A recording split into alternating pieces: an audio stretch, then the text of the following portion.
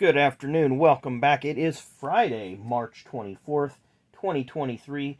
We have a few birthdays today and a couple of events to talk about.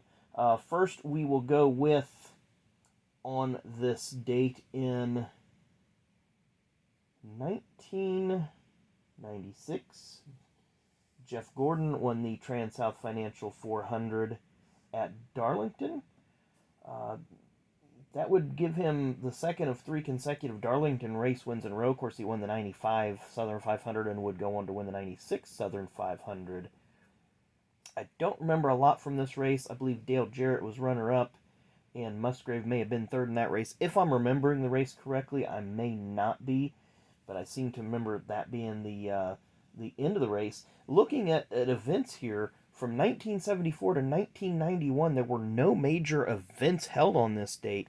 And I think part and parcel to what we're running into right now is when February, every 4 years, obviously has a leap year, it kind of throws the calendar out of whack a little bit more than it already is. So you get these weird anomaly days where there's not a lot that ends up happening on them.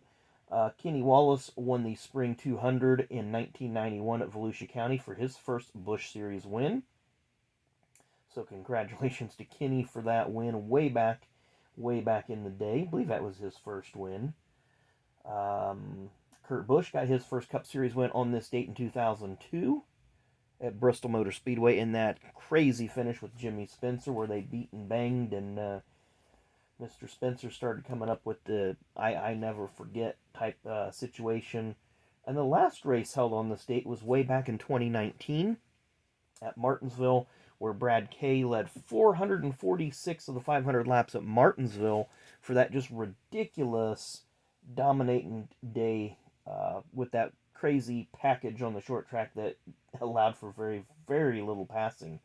Some cardless birthdays for today. Martin Truex, born on this date in 1958. That would be Martin Truex Sr., of course. Bobby Moon, former Busch Series journeyman driver, born on this date in 1968.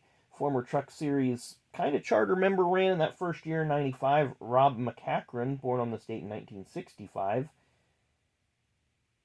And I don't see a date, but Austin Petty, Kyle Petty's other son, I can't remember when he was born. I'm sure it was in the late 80s because Adam was born in 1980. So Austin was probably born in 85, 88, thereabouts. But a few of the birthdays that we do have cards for. First born on this date in 1946, Mr. Larry Rice. Passed away, I believe I read, in 2009. This is the Where Are They Now cards. I was looking for the French version of this one as well. Of course, he's ran some Indy 500s, ran in some USAC sprint car midget races all up and down the Midwest. Very legendary driver. Ended up going to ESPN and became a great color commentator with them. Born on this date in 1960.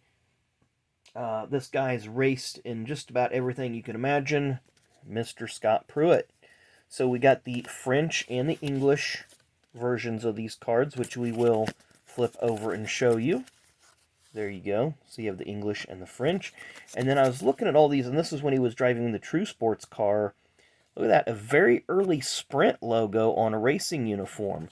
So this would have been early 90s. There's another one. I'm trying to see, there you got Plastico, Champion Spark Plug. I don't see the logo there, but there again, you have the French and the English. Another IndyCar card. Red Roof Inns, of course, was the hotel chain Jim Truman owned. Jim Truman passed away in 1996. Of course, Jim Truman is the maternal grandfather of Austin Cindric. So again, some IndyCar ties with Austin. And then there's another good look at that early Sprint logo when it was in racing. There is a look at the True Sports car. Then Scott did have a brief foray into the Cup Series in 2000. He did race some one-offs here and there for Chip Ganassi later on, but drove for PPC Racing in 2000, running for Rookie of the Year. Only top 10 came at the Brickyard 400. I believe he finished 10th that day, edging out DW just at the very end of the race. DW had qualified second for that race and ran with the lead pack most of the day. Our final birthday is a legendary crew chief, that should eventually get into the Hall of Fame. I hope sooner than later once he retires, because he has definitely earned those accolades. But born on this date in 1956, Mr. Jimmy Makar. Now, he was with Penske there for a while, and he did work on Rusty's championship winning team with Raymond Beadle, and he just slid over to the black and gold Deuce with Penske. And then he went over in the beginning of Joe Gibbs Racing. Now, Jimmy, his wife Patty, is Dale Jarrett's sister. A lot of people may not know that. Patty Makar was naturally Patty Jarrett, daughter of Ned and Martha, sister to Glenn and Dale.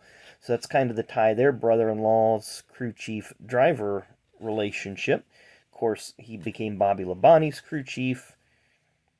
And then just kind of going down through the years here, they had some really, really great seasons, starting with 95, 96, 97, 98, 99, then 2000. Of course, they won the championship with Bobby in 2000. So not a lot of crew chiefs get that claim to fame that they've been on. Well, he's been on 2 championship teams, one with Rusty in 89, one with Bobby in 2000. And then, of course, he just kind of moved up the ladder at JGR, became kind of their team manager and handling all the teams eventually. Kind of just, I really can't explain the role that he had, but it was pretty big at one time. So I believe this year, he did retire from that role and may just be doing some consulting or what have you with the team. But at any rate, hope you enjoyed the video.